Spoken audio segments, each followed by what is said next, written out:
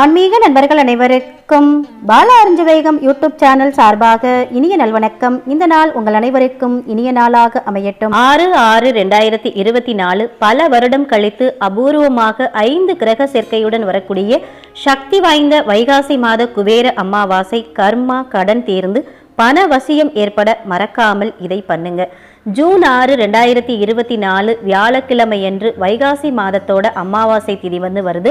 இந்த அமாவாசை திதி அன்னைக்கு குரு, சூரியன், சந்திரன், புதன், சுக்கிரன் இந்த 5 கிரகங்களும் ஒன்றாக சேர்ந்து ரிஷபராசியில அமர போறதுனால இந்த அமாவாசை ஒரு அரிய வகை அமாவாசையா ஜோதிடர்களால சொல்லப்படுது. அது மட்டும் இல்லாம ரோஹி நட்சத்திரத்தன்னைக்கு இந்த அமாவாசை வர்றது மேலும் சிறப்புக்குரிய ஒரு விஷயம்.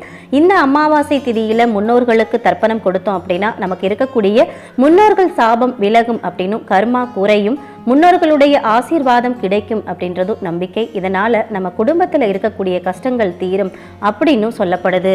குறிப்பாக இந்த வைகாசி மாதம் வரக்கூடிய அமாவாசை மகாலய அமாவாசைக்கு இணையா சொல்லப்படுது. இந்த அமாவாசையில் நாம செய்ய வேண்டிய வழிபாட்டு முறைகளை பற்றியும் செய்ய வேண்டிய தானத்தை பற்றியும், அதுபோல இந்த அமாவாசையில நமக்கு இருக்கக்கூடிய கண் திருஷ்டிகள் விலகிறதுக்கும் நம்மளுடைய கடன் பிரச்சனை தீரதுக்கும் நம்ம வீட்டில் செய்ய வேண்டிய எளிய சில வகை பரிகார முறைகளை பற்றிய தகவலை தான் இந்த பதிவில் மிக தெளிவாகவே எடுத்து சொல்லியிருக்கேன். அதனால பதிவை கடைசி வரைக்கும் முழுமையா பார்த்திடுங்க. அப்பதான் நான் சொல்லியிருக்கக்கூடிய முழு தகவலும் உங்களுக்கு சேரும். வாங்க பதிவுக்குள்ள போயிடலாம். அதுக்கு முன்னாடி இதுவரைக்கும் நீங்க நம்ம சேனலை சப்ஸ்கிரைப் பண்ணாம இருந்தீங்கன்னா சப்ஸ்கிரைப் பண்ணிட்டு அப்படியே மறக்காம பக்கத்தில் இருக்கிற பெல் பட்டனையும் கொடுத்து வச்சுக்கிறீங்க. அப்பதான் நான் போடக்கூடிய ஆன்மீக தகவல் அடங்கிய வீடியோக்களோட நோட்டிபிகேஷன் உங்களுக்கு உடனுக்குடன் வந்துகிட்டே இருக்கும். இந்த அமாவாசை தினத்துல நாம முன்னோர்களுக்கு செய்ய வேண்டிய திதி தர்ப்பண காரியங்களை தவறாம செஞ்சிடணும். நீண்ட நாட்களா முன்னோர்களுக்கு எந்த வழிபாடுமே செய்ய முடியல, தடைப்பட்டுக்கிட்டே வருது.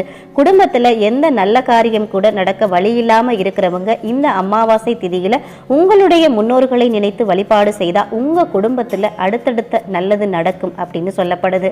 ஒரு சில பேர் பாத்தீங்கன்னா என்னுடைய மகன் வாழ்க்கை சரியா அமையல, மகளுடைய வாழ்க்கை சரியா இல்ல, வாரிசுகள் எல்லாம் வாழ்க்கையில கஷ்டப்பட்டு இருக்கு அப்படின்னு சொல்றவங்க இந்த அமாவாசை திதியில உங்க முன்னோர்களை நினைத்து வழிபாடு செய்யுங்க. உங்க குடும்பத்துல இருக்கக்கூடிய அத்தனை பிரச்சனைகளுக்கும் ஒரு முடிவு கிடைக்கும்.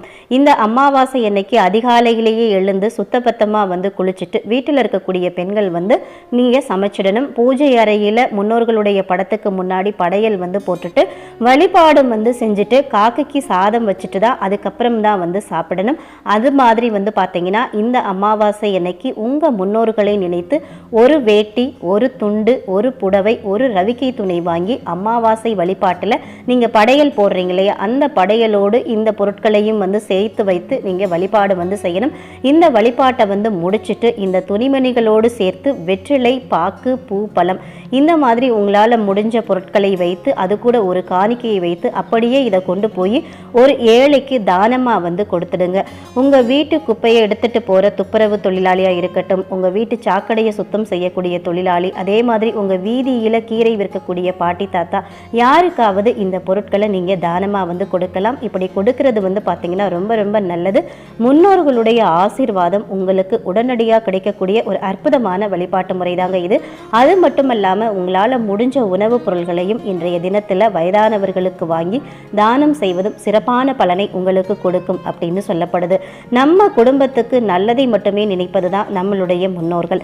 நம்முடைய தாத்தா பாட்டி தான் நமக்கு ஏதாவது ஒரு கஷ்டம் அப்படின்னு வந்தா நமக்கு முன்பா நம்ம குலதெய்வத்திட்ட போயிட்டு நமக்காக முறையிட்டு அதுக்கான பரிகாரத்தையும் நமக்கு தேடி தருவாங்க. அந்த பிரச்சனையிலிருந்தும் நமக்கு விடுதலையை தேடி தருவாங்க. அதனால பாத்தீங்கன்னா அமாவாசை திதி அன்னைக்கு நம்ம முன்னோர்களை நினைத்து வழிபாடு செய்வது மிகவும் சிறப்பா சொல்லப்படுது. இப்போ உங்க குடும்பத்துல தொடர்ந்து கஷ்டம் இருந்துகிட்டே இருக்குது அப்படின்னா ஒவ்வொரு அமாவாசை தினத்திலையுமே இந்த வழிபாட்டு முறைகளை தவறாம கடைபிடிச்சு பாருங்க. நிச்சயமாக உங்க குடும்பம் கஷ்டத்திலிருந்து வெளிவரும், செய்த கர்மாவிலிருந்தும் வெளிவரும் அப்படின்னு சொல்லப்படுது. அடுத்ததா இந்த வருடம் வைகாசி மாச அமாவாசை திதியானது எப்ப தொடங்கி எப்ப முடியுது, அது கூடவே இந்த அமாவாசை திதி அன்னைக்கு நம்ம வீட்டில் இருக்கக்கூடிய கடன் பிரச்சனை தீர்றதுக்கும் கண் திருஷ்டி விலகவும் என்னென்ன பரிகாரங்கள் செய்யணும் அது குறித்த தகவலை தெரிஞ்சுக்கலாம்.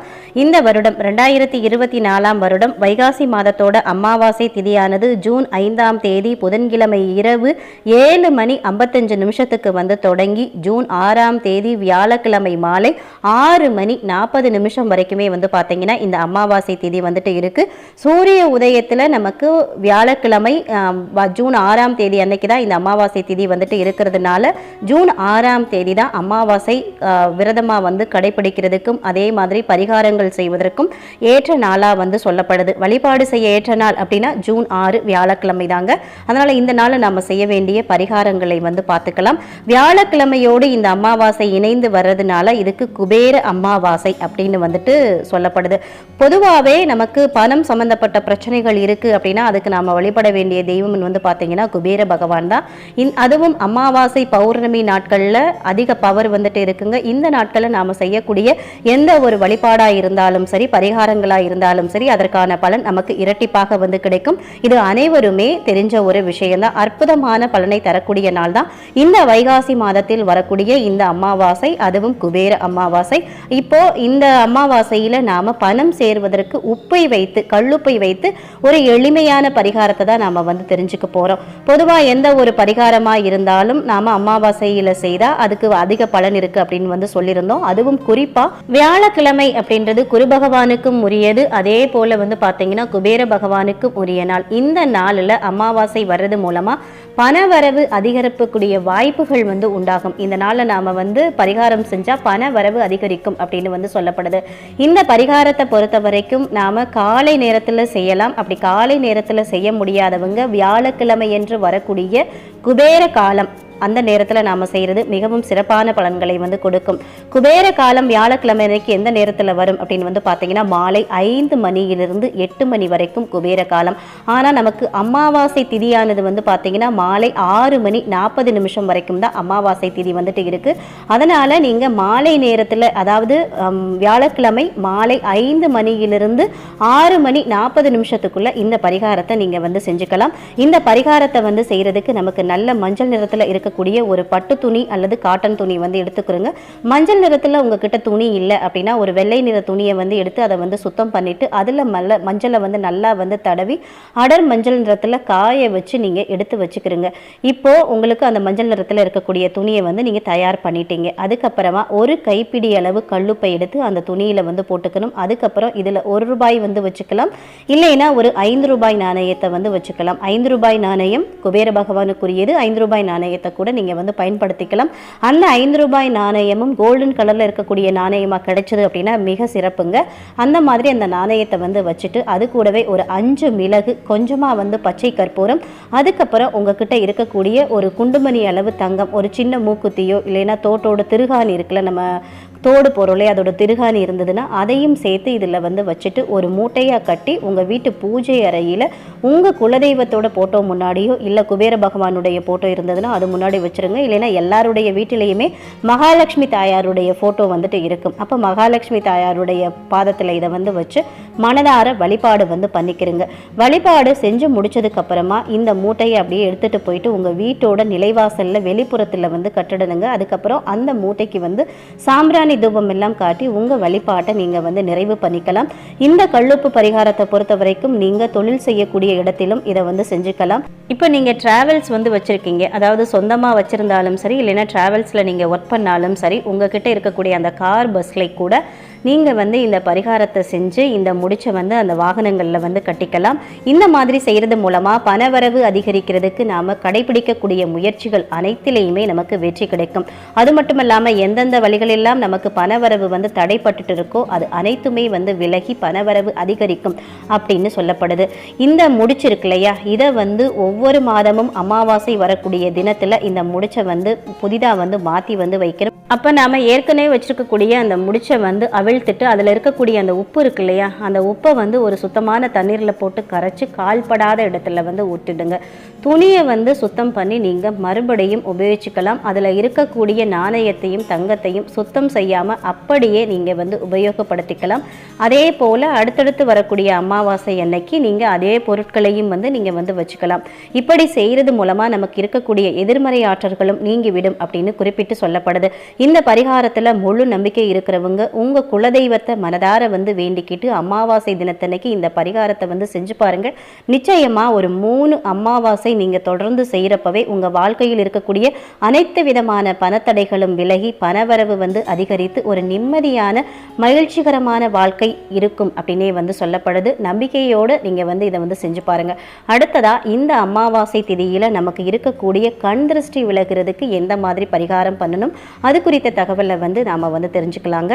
இந்த கலியுகத்துல கெட்ட சக்தியோட ஆதிக்கமும் கண் திருஷ்டியோட ஆதிக்கமும் தலை விரித்து ஆடுது அப்படின்னே சொல்லலாம். யார் வீட்டுல பார்த்தாலும் ஏதாவது ஒரு பிரச்சனை இருக்கும். பிரச்சனை இல்லாத நிம்மதியான வீடு இல்லை அப்படின்ற ஒரு சூழ்நிலை தான் இப்ப இருந்துட்டு இருக்கு.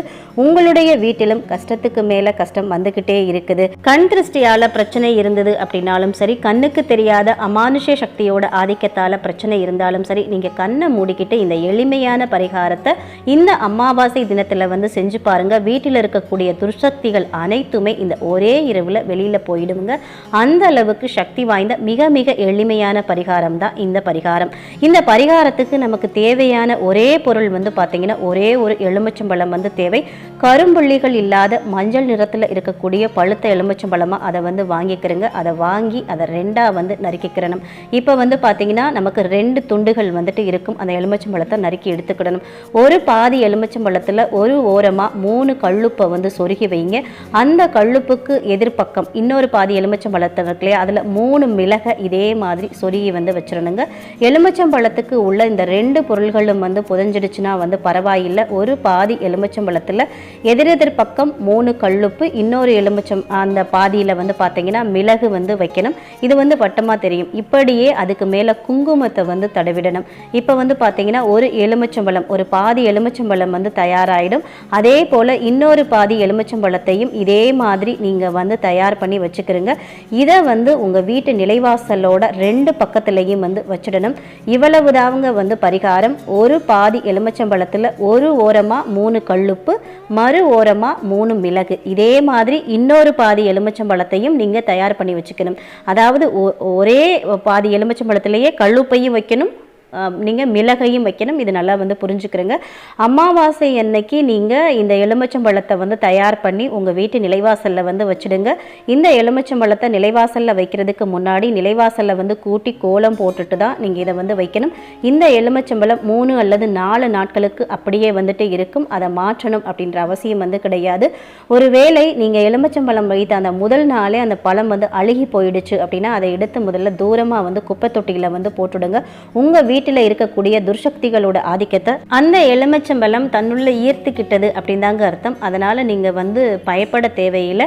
சப்போஸ் அந்த எலுமிச்சம்பழம் அழுகலை நல்லா தான் இருக்கு அப்படின்னா அது அப்படியே இருக்கட்டும். எலுமிச்சம்பழம் நாளுக்கு நாள் கொஞ்சம் கொஞ்சமா காய்ந்து போகும். அதனால எந்த ஒரு தவறும் கிடையாது. மொத்தமா எலுமிச்சம்பழம் காஞ்சதுக்கு அப்புறமா அதை எடுத்து நீங்க குப்பத்தொட்டியில போட்டுடுங்க. இந்த பரிகாரத்தை அமாவாசை நாள்ல செய்யறப்போ உங்க வீட்டில் இருக்கக்கூடிய கண் திருஷ்டி நீங்கிடும். அதே போல நம்ம வீட்டுக்கு யாராவது கெட்ட எண்ணத்தோடு நம்ம வீட்டுக்குள்ள வர்றாங்க அப்படின்னா அவங்க கிட்ட இருக்கக்கூடிய நெகட்டிவ் எனர்ஜியை கூட இந்த எலுமிச்சம்பழம் ஈர்த்துக்கும் அப்படின்னு சொல்லப்படுது.